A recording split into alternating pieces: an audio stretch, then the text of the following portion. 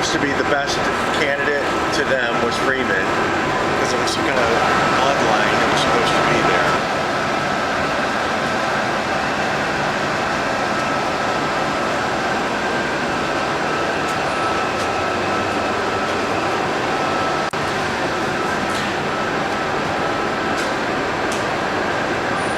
Was closed today? Well, I think they're probably understaffed or something. They don't have anybody in there. They never do. Not a lot of foot traffic in here. No, nobody can die today.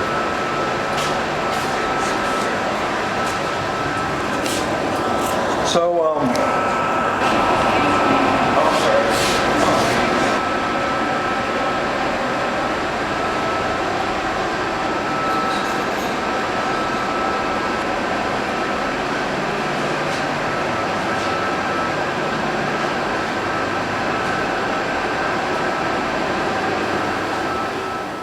Again, I'm Michael.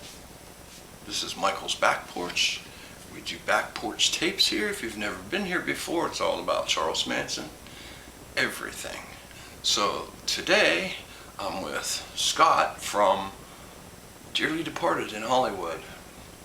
Used to run a tour before COVID killed everything on Saturdays about Charlie. And today we're teaming up together and we're going out on a journey on Manson's last days. From the time that he was taken from the hospital, to the coroner's office, to the funeral home, and then finally where he ended up after that.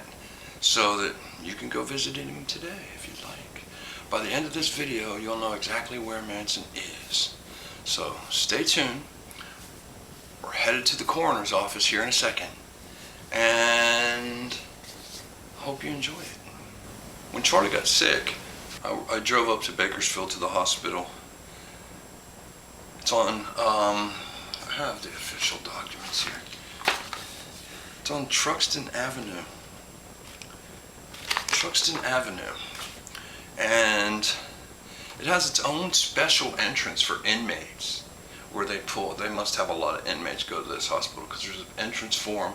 And then I took a picture of the van from the state prison that they brought Charlie in.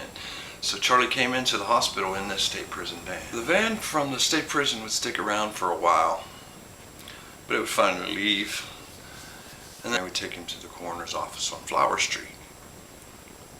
And that's where me and Scott are headed to, Flower Street. And we end up talking to the lady who was one of the people who dealt with Manson. Actually, I didn't really know how big of a person she was until I read on this official document here that she's pretty much the deputy in charge of the place. So Scott was actually talking to the person who was in charge of the whole place. She had a lot to do with Charlie, and she tells us all about it. So let's go to the coroner's in Kern County following Charlie Manson on his last days. His estate and for his funeral, and taken here and him being stored here for as long as he was, and so that's sort of like the journey after he died to where he ended up. So that's what this is about. So just physically going to where physically he was. It has nothing to do with him as a person, but his body traveling. The story after he died. I see. Okay. So directly on the opposite side is where we do the removals. The Opposite side of this building. not the front. Oh, the front, like the front office though, not that area. No, the opposite side. So you're here on the west. This is the west side of our building. Yeah. Our building faces south. So the east side of our building is where we do the. Okay, that's all. I just wanted to see the actual quote-unquote loading area. Solely YouTube. Oh, YouTube. He's a tour company. You ever heard of Dearly Departed Tours in Hollywood? Who does that? Probably not. No. You ever been to Hollywood? Many years ago. Yeah, he does. He actually just shows people famous stuff from like Marilyn Monroe to Manson. That kind of, yeah, it's Hollywood stuff, and this is It's part YouTube of that, too. in a way. Just YouTube. Oh, YouTube. Yeah. So, his estate is still, I don't know if that's all been handled through LA. No, it's still in process. Still going through that, Yeah. Was you here when he was here? Manson? Yeah. So he must have been kept in I know at the LA County Coroner they have a quote celebrity wing, or high security area, and I imagine he was kept in that sort of Did you know he was here when he was here? I did. You did. Did a lot of other people know he was here? Was it a secret? Do you mind if I put the recording on? No. Okay, no worries. No. No, he was here. But we had a lot of media here at that time. Oh, I know. That's how I recognized the place, because you could tell the building. Saying that they were all family for him. Yeah.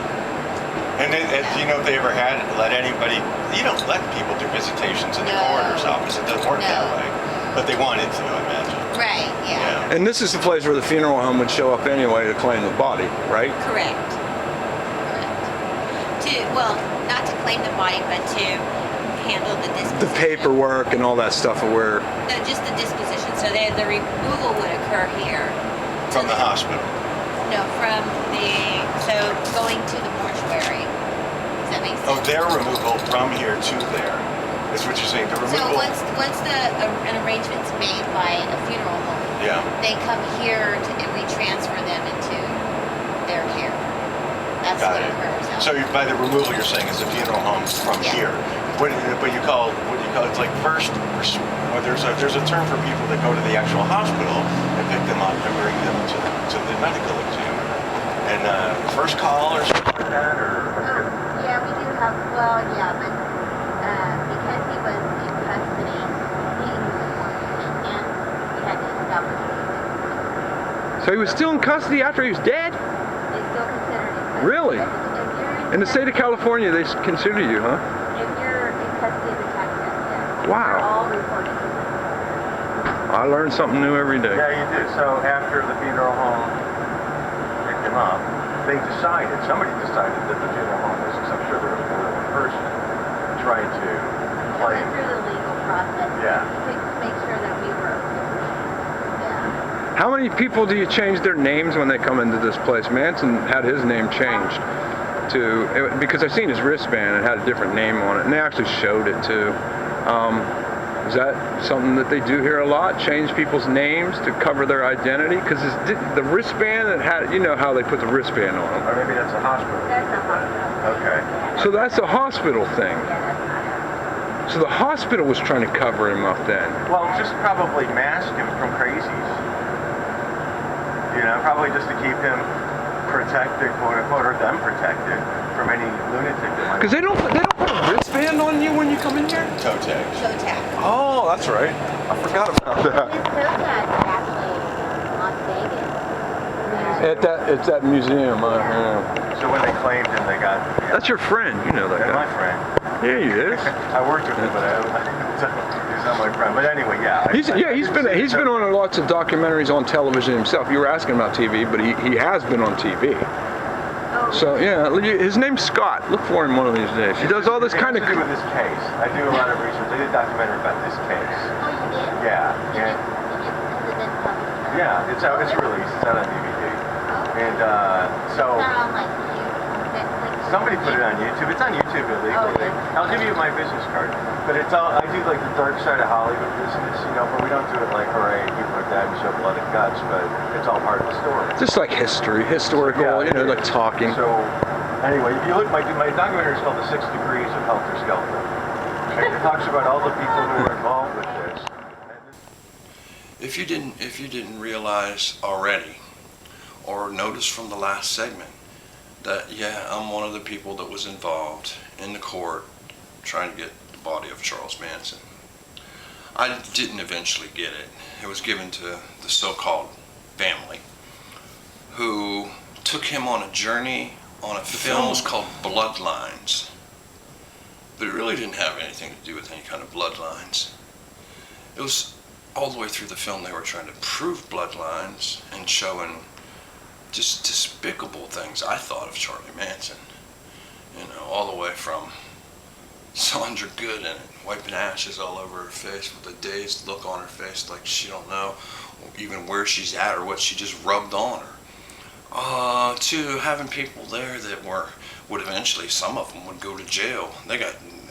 They were in the newspaper, they were going to be in the jail for the next 785 years or something like that. That's some of the people that went to this funeral that he invited there.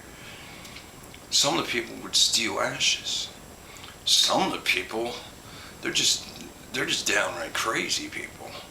And all these people were around for this funeral of Charles Manson that eventually ended up in this area that me and Scott are headed to, that they distributed all these ashes. When we get to this area, we're not going to go directly right to the spot, but if you follow in the description down here, I'll give you all those films of what they so-called Bloodline, or in some areas of the world they call it the Manson Funeral Film. Some places it's 2 hours long. Like in America, we got it for 2 hours. In Europe, they got like 8 hours of that crap of just, Jason over and over and over trying to convince people that he's related to this man. And then he goes and does the things like he does, immediately after Manson is given to Manson out of the bag. As soon as he takes him out of the bag and he unwraps the sheet off of Manson, it wasn't 15 minutes and Jason had that thing for sale. Sold it to this company. They made a card of it. That right there, that's the actual sheet that Manson was wrapped in, that the family was trying to have. The family came out and said basically that they wanted to have a dignified funeral where nobody's grabbing a bunch of things off of Charlie and making collectibles out of them. I took it personal because I'm a collector and I was in this battle with this guy. So he was making it sound like a collector was just going to come and take everything and piece Manson out. Well, that's exactly what happened. This guy hooked up with a collector by the name of Zach Baggins, who runs he's got one of the biggest collections there is. I don't know what he is if he's not a collector. And he hooked up with this guy and he pieced Manson's bones out. He pieced Manson's, this death sheet out. He pieced the box that the ashes came in. He was selling these cards, these funeral pamphlets of Manson. And on the inside of this thing, Jason signed his name Freebird. Freebird. He was selling these pamphlets. And on the inside of them, he was signing his name. Freebird. Jason Freebird. Putting a piece of this cloth in there with it. It was in there too. He signed that, all kinds of little, drawings of his on it. And some of his grandpa's ashes underneath that. All for $200 if you could afford it. Oh, we got it. We got it because, we had to. For the court, I don't want the stuff, but we got it. And this is what it looked like, So this is some of the stuff that I had to go through. My friend died. The first thing I see in the newspaper is "Burn the Devil," and my picture's on right there with it. And then I have to go through all this stuff of me being blamed for being the collector that's going to be selling Manson's bones, selling the ashes, the box that he was in, selling pamphlets with my name in them, with his death sheet in them, selling them to card companies. It's basically selling out my friend. So now I'm on a journey because that bothered me. That whole film bothered me.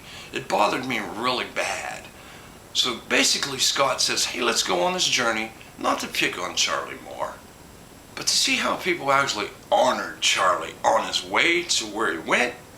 And even though he didn't end up where he'd asked to be, he ended up nine miles basically away from this they burned him up in. So if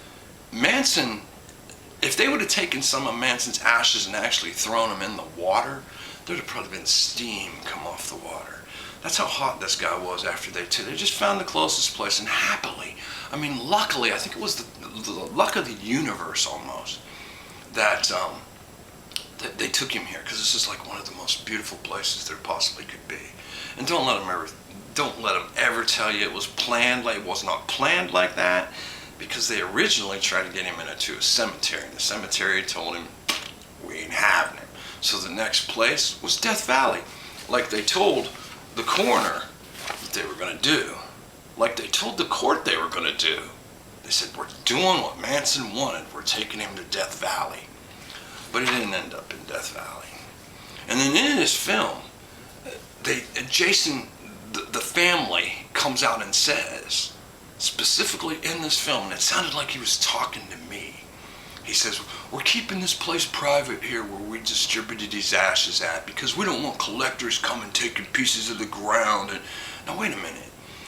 You've already distributed out everything that possibly is to distribute out of Manson, and you're going to blame all that on me because I'm going to come back there and maybe take some dirt off the ground where you threw the ashes out of my friend so I can remember him by?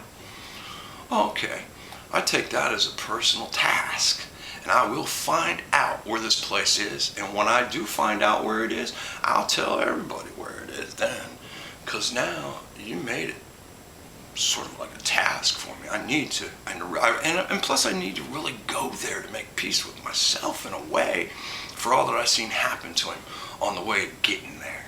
So that's what all this film is about. I hope you enjoyed it along the way, because I really did.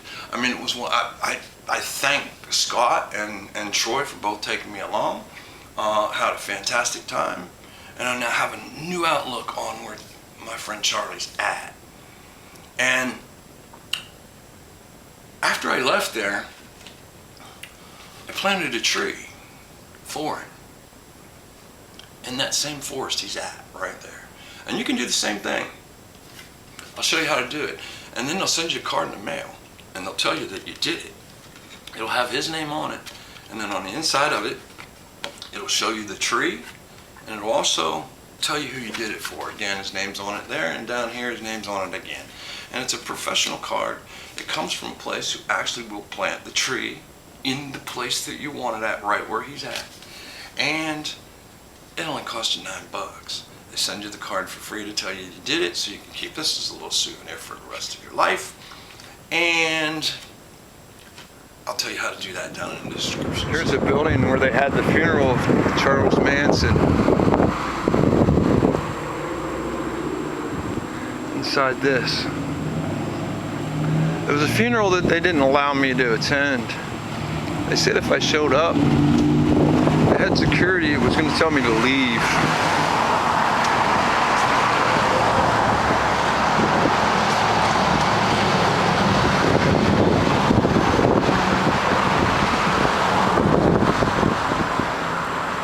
But this is the building that he was in for his funeral.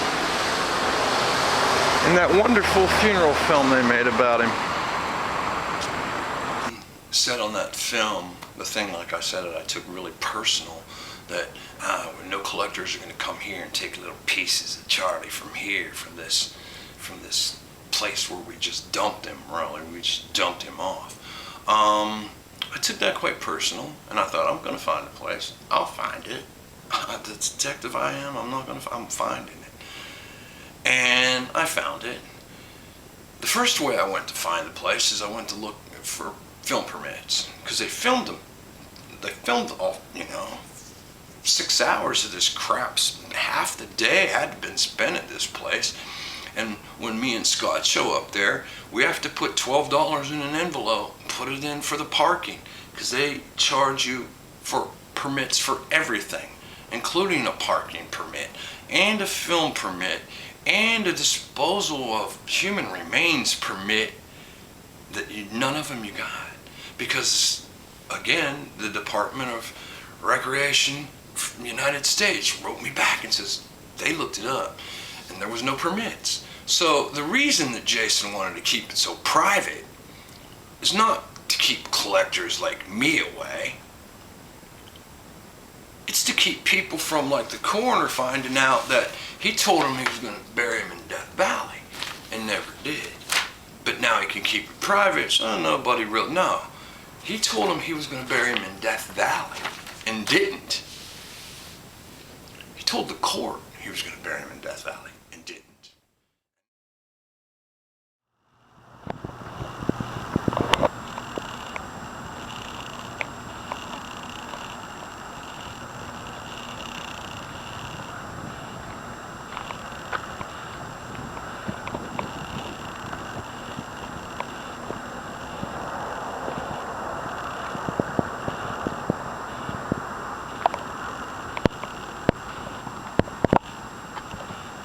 filming shit, I'd watch them too.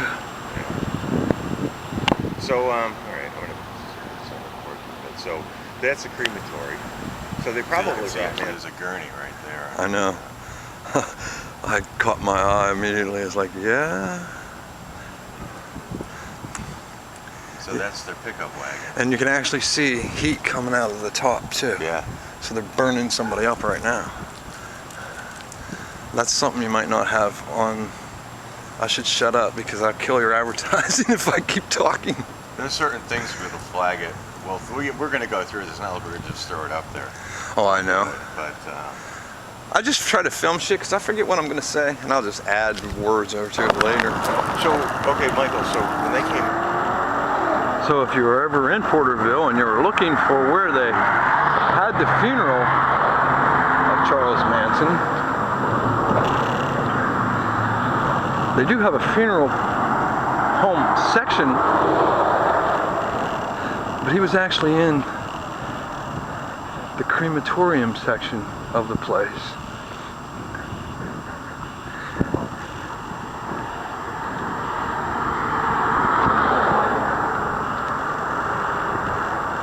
Which is right here.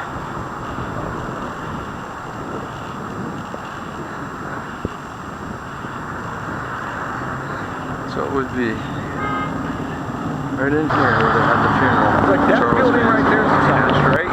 Yeah, isn't that what he said, that there was going to be on the bottom floor of this Yes, two-story building? yes. But this is also attached to, and it looks like it goes Yeah. all the way over. Yeah, So they could actually take you anyway without taking you outside. right. But yeah, right here I believe is where. This is the side of the funeral that's got information from the young man's father. Yeah. Manson's funeral chapel that used to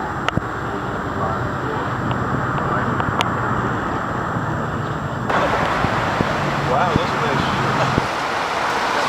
They're better than mine. Those shoes are actually better than the ones I'm wearing. I should trade.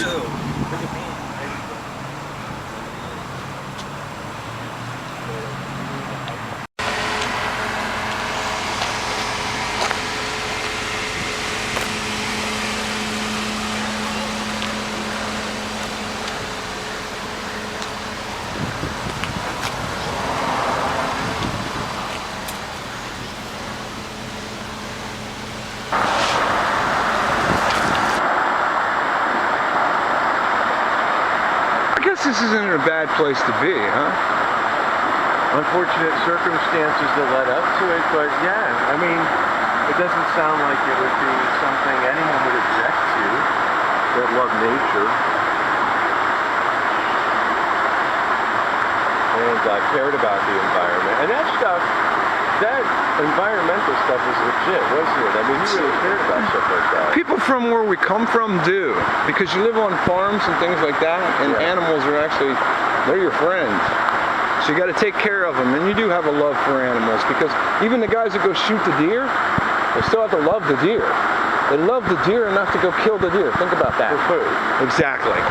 It's like the Indians used to do, remember? They would eat things and then they'd wear the skins on them, like almost like they were the... Nothing was wasted. No, and they took on the soul of what they did. So Manson loved nature like that, almost like the Indians did almost. Was he a vegetarian and things like... No. So people get confused on those things. Did he try his best not to eat meat? Yes.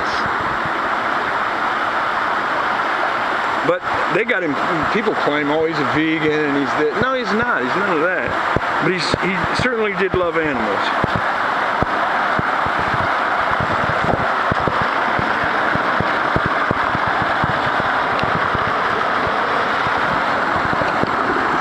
That's some deep-ass water, too.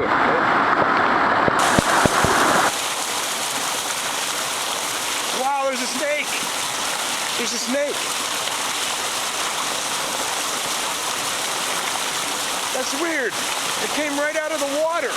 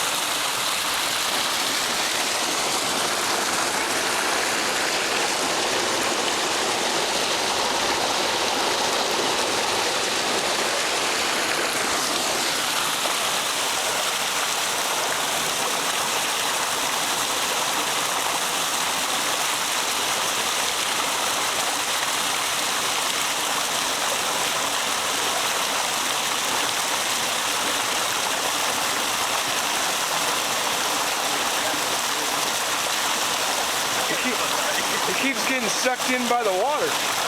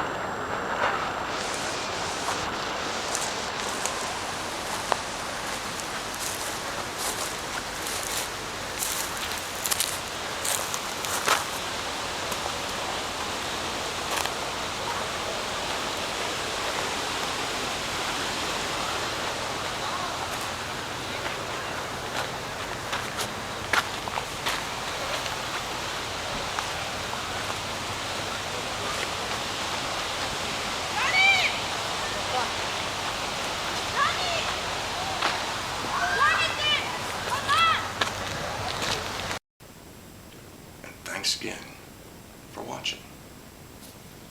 Peace.